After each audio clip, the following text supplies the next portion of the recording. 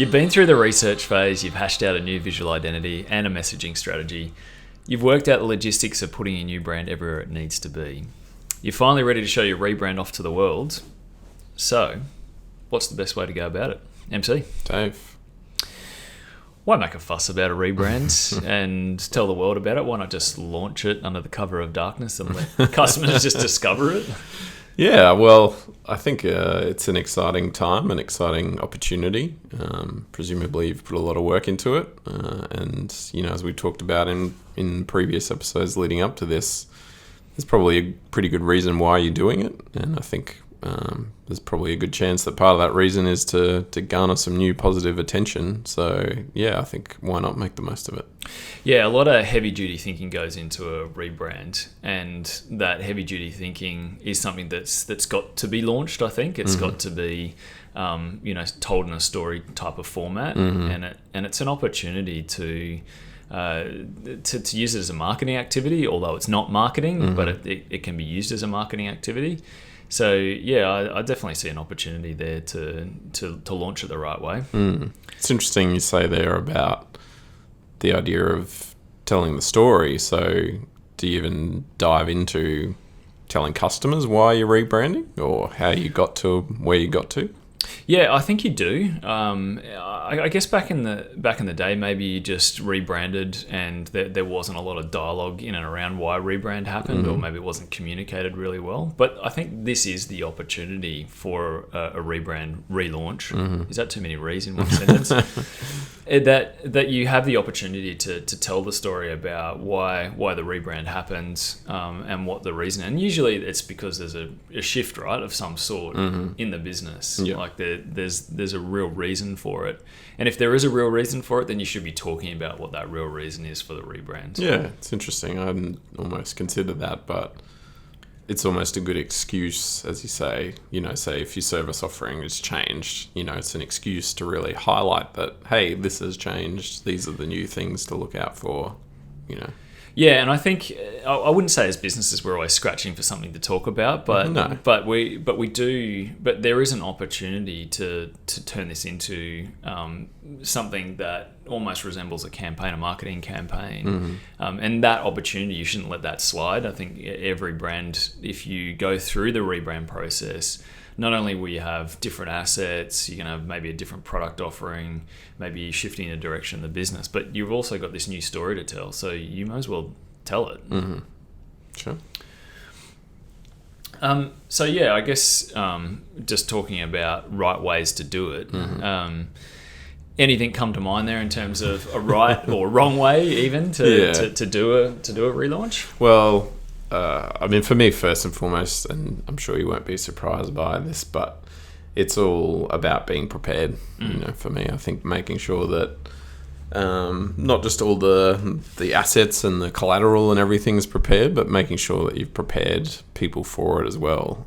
So whether that be your staff and making sure that they know that this is coming, your existing clients, I guess the point is to sort of almost get out in front of it a bit. Not just drop it out of the blue, but maybe tease it a bit. And I think that even plays into your idea of almost looking at it a bit like a campaign is, you might even start with the teaser campaign. Yeah.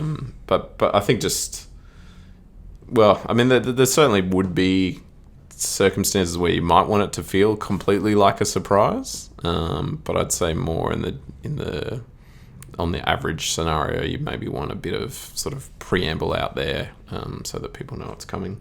Yeah, I've thought about this over the last couple of days about, is there a right or wrong way to do a rebrand? And well, the launch itself, part, yeah, the launch part. And I often think, like in our agency mindset, is like you want to have every asset, the website, physical assets, environment, all pieces of collateral, uniforms, like anything you can think of that where the brand is going to live, you want all those assets to just, when it comes to the rollover date, they just roll over into, like brand new assets. But the reality is probably that's not going to happen, both in large and also in small businesses, because you've got cost factors, you've got logistics factors, a timeline to do those things. It's just it's difficult to do that. So I actually don't necessarily think there's a right or wrong way to roll out a rebrand in terms of the launch plan. I mean, you can take the cold plunge and just do everything at the one time, although logistically that's very challenging. But I guess if you've got the budget and you've got the team size, you could do that. You might do a phased transition where you're just doing, kind of some priority items first and then focusing on maybe some of the lesser priorities. Or you kind of do a rolling transition as well, where it's just like, okay, well, you have a few assets that you're updating every month, and then over a period of, say, 6 months, you're rolling across into all of your new assets and your materials. I think the critical thing is you just got to have a game plan to get from point A to point B in as fast as possible time as you can, which doesn't necessarily mean it's all got to be done on one day. It just means you just need to have that plan, because you don't want to get halfway through the plan and then find that you fall flat on your face because other things become a priority. So then you're left with half of the old brand and then half of the new brand, and then it just ends up being confusing. Yeah, and I think that's partly what I was getting at too about being prepared, is that, let's say, for example, even if the website isn't going to launch on the same day, but at least you know when it's going to be ready, so that you're not sitting, there waiting and twiddling your thumbs. Like, I think you're better off almost delaying the whole thing a bit and, sort of piling up a bit more stuff that is ready, or at least that you're sure will be ready when you need it to meet some of those phased rollout plans that you talk about. Yeah, and talking about planning, I know you're a good planner, Mark. Plan. But I read this thing the other day about planning for a relaunch, and it talked about how much time we plan for our weddings. We do them like 6 months out, right? Yeah. But when it comes to a rebrand, like we don't give it the same amount of planning and effort. And I think it's kind of a savvy point. You need to be thinking about this stuff 6 months out, or once you start the rebrand process, you want to also be thinking about the launch plans alongside it. Yeah, it's a good point, because it's very easy to get caught up in the doing of the rebrand process itself, like working on the visual identity as an example. It is almost a separate stream of thinking and planning, to map out exactly how it's going to roll out when it's ready. And that, as you say, I think also does blur over into that line of marketing. So it might not necessarily always be on the mind of the creative agency, because, again, they're just thinking about the work itself. But someone, I think, and it's probably another good point, someone needs to take ownership then of the planning of the launch itself, almost as a separate project and a separate set of to-dos. Yeah, and I think that comes down to resourcing and making sure that you've got enough people in your team to be able to tackle that. Yep. But yeah, I agree. I think that's definitely a critical factor. And it may not even be the person who's playing point on the rebrand. It might be actually a different person who that is their sole task, as you say, because it's such a critical component of a rebrand is the launch plan. Cool. Yeah, I mean, I think the other aspect is the assets. So, I mean, there's so many touch points in a rebrand, and thinking about the assets that have to be updated. And I guess it sort of dovetails into that point that we were just talking about before, is that you do want to have somebody who is across all the assets and making sure there's a really consistent rollout plan across all those assets. Because I think where you get a mix of the old brand and the new brand, where you're doing like a phased transition, you need to communicate that pretty clearly to your team and why it's happening that way. So, I think, again, it just really comes down to coordination, communication, planning. I just think it's such a critical component of a relaunch. Yeah. Do you have any thoughts about particular, like if we talk about a phased approach, is there like a top-down approach and these are the assets you should focus on getting out there first, or is there a different way you think about bundling things together? Yeah, I think it's going to be different for every business, and I think it's a case-by-case scenario. But quite often, I mean, the brand gets updated, and then you think about, okay, what's the next asset that needs to roll off the line? And typically these days, it's going to be web. Is usually the place where it starts first. But it really just depends on the type of business. If you're in Mm-hmm. professional services, it's also probably going to be something like, your pitch documents is one of the most critical elements. Mm-hmm. I guess in an e-commerce business where you're really, it's your website Mm-hmm. and your packaging. Those two things are the first two things you might want to concentrate on. So yeah, I think it's case by case scenario, but curious to know what your thoughts are on that. Yeah, similar. I mean, I couldn't really come up with a straight answer, so I guess in that way it's the same thing that you're saying, that it's different every time. I guess for me it'd probably just be another way of saying what you just said, which is just bundling things that make sense together. And so maybe an example of that is, if you are going to go and update the website, maybe it's making sure that some of your other digital touch points get updated at the same time. So maybe social media avatars and those sorts of things, so that at least if there's an experience that the customer's likely to have that's kind of bundled together, then those things are consistent. Might be a way to sort of bite it off. Yeah. There's probably other things too that are more easily explainable, I guess. Like, say, if you're handing out old business cards, at least you can talk to the person about why it's, not necessarily matching, and you can tell them you've got new ones coming and that sort of thing. Yeah, I think typically you probably want to think, okay, what is customer facing versus internal facing? Mm-hmm. So for example, environmental branding might be the last thing that you do, or it might just be sort of shunted down the list because it makes more sense to update your packaging or your products or your website because they're the ones that are going to drive revenue. And this comes back to being commercially minded about how you roll out a brand and the financial impacts of each component. Sure. Yeah. I think one of the other aspects is this is where the brand guides, the brand book, however you want to describe it, becomes a really critical component in a launch, because that is essentially the playbook for everybody to work from in making sure that there's consistency and that the rollout plan is succinct, and especially when you're talking about multiple locations or you're talking cross-country or cross-border type situation, you do want to make sure that you've got everyone armed with that brand book so that they understand how this should play out, and it becomes that centerpiece to any relaunch as well. So it's important to make note of that in a relaunch situation. Yeah, and I think, again, it's critical to have someone sort of quality checking that and driving that. We certainly know from experience that just having brand guidelines written down is not enough. It's a proactive thing. It's an ongoing thing to manage that consistency. So, again, I think allocating those resources in advance is key. Yeah, I think one of the other things that you can do, which is really smart, is to launch internally first. So launch to your team. There's so many benefits to doing that. Not the least being that if the rebrand is really poorly accepted by your team, that pull the plug. That you might have to pull the plug, and I'm sure that only happens in just the most minute of cases. But it does give you an opportunity to gut check it before it actually goes to the market, or even just to make some small tweaks before it does go out into a broader relaunch. You would have hoped that you've ironed out all the bugs by that point in a rebrand, but.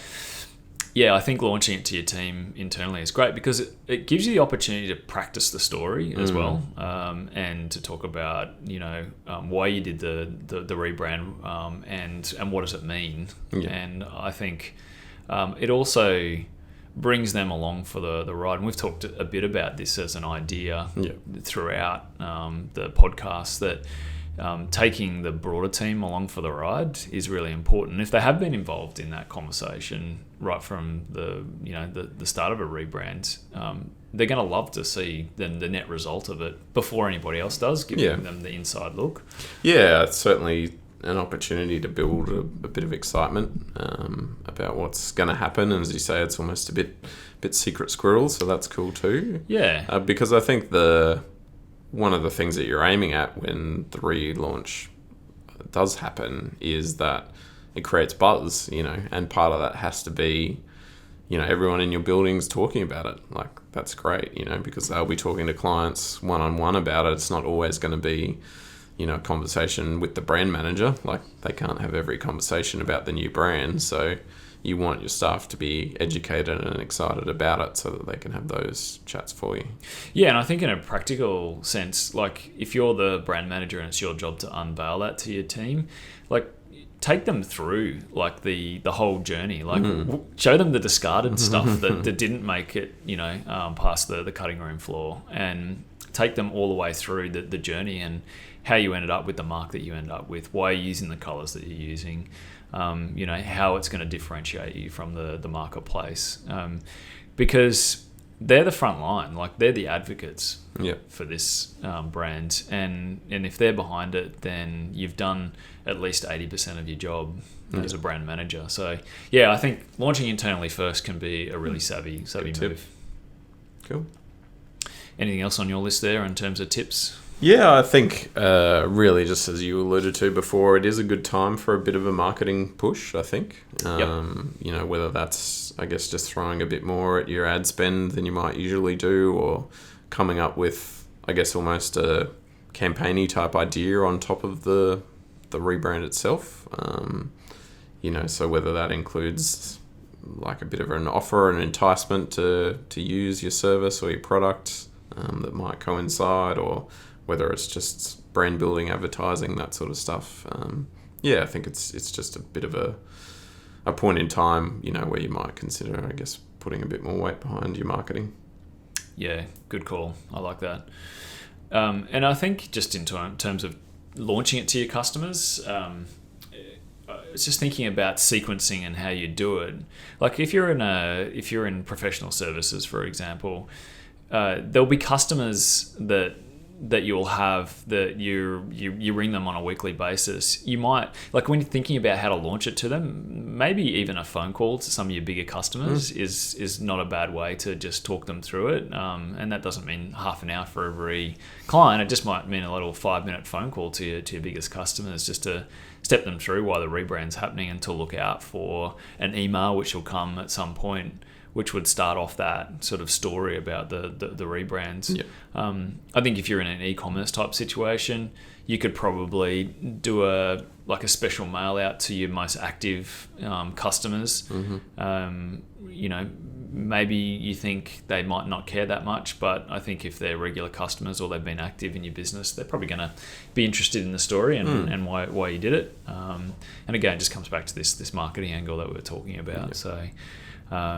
So there's definitely going to be some sequencing, I think, to the launch part of launching it to your customers, and thinking about how you do it, because you will have those VIP customers, and they will require a different set of communications versus, say, your customers who are maybe less engaged, who buy off you less frequently, but they need to know about the rebrand. Sure. Yeah. And I guess the other big takeaway in all of this as well too is really just to know that brand story. So when everybody is out there and they're telling it, so the people that are on the front line, especially salespeople, that they really understand and they know the story behind the rebrand. I think that is really important in any launch plan.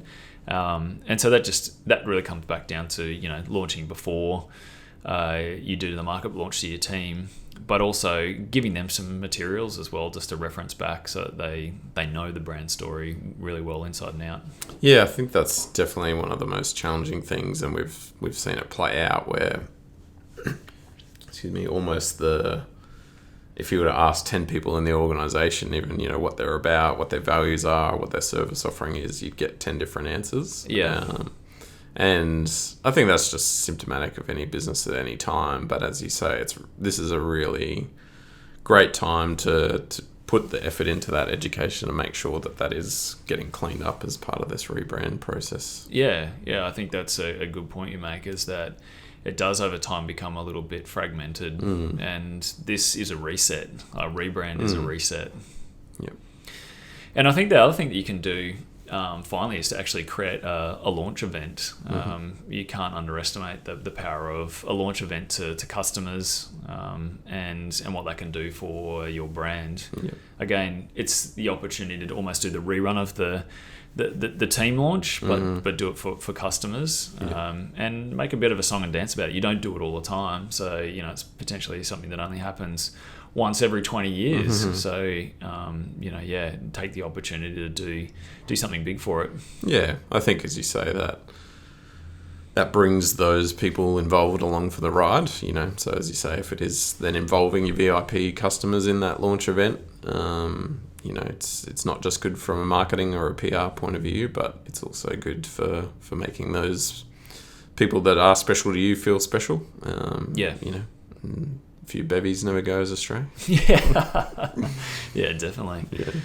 Cool. All right. What else have we covered? Everything out in the rollout, or we've got more things on the list? I guess it's just whether there's any gotchas or cons, that you can think of. The main one for me, and we've I guess already alluded to it, is just don't assume that people will get it, by just putting it out there into the world, and just, having your clients suddenly see a different logo or a different email template or, anything really that's just sort of turns up out of the blue. Again, I think it comes back to what we were talking about off the top, where you get so caught up in the work and you think the new logo is great, or you think the new messaging is really clear, and it should be, but there still is an element of change, an element of transition. So I just think you don't want to just assume that people who have been with you either internally or externally will just get it and understand why suddenly something's different. So I think that's my main takeaway, is just don't take it for granted. Yeah, I 100% agree with that. I think that's a really great point, that they're most likely not just going to get it. And possibly you have to be more sophisticated in your communication plan to continue to push the rebrand story through various channels. Use social, use email, use whatever means you have to talk about it. And in different ways to different customers. And even to that point, doesn't all have to be, in the relaunch week and then you never talk about it again. Some people might miss that messaging, or there might be more to tell. If you look at it as a positive and an opportunity, as you say, to kind of talk about the why and the story, like that's rich content and, sort of, I think, valuable in terms of making people feel included in what you're doing. Yeah, I think make a big day of it, make a big week of it, make a big month of it, because it's an opportunity to make that brand celebration last a longer time frame. Yep. Milk it for all that it's worth. Sure. Cool. All right, sounds good. I like it. Beautiful. Thanks, MC. No worries. Thanks, Dave. Cheers.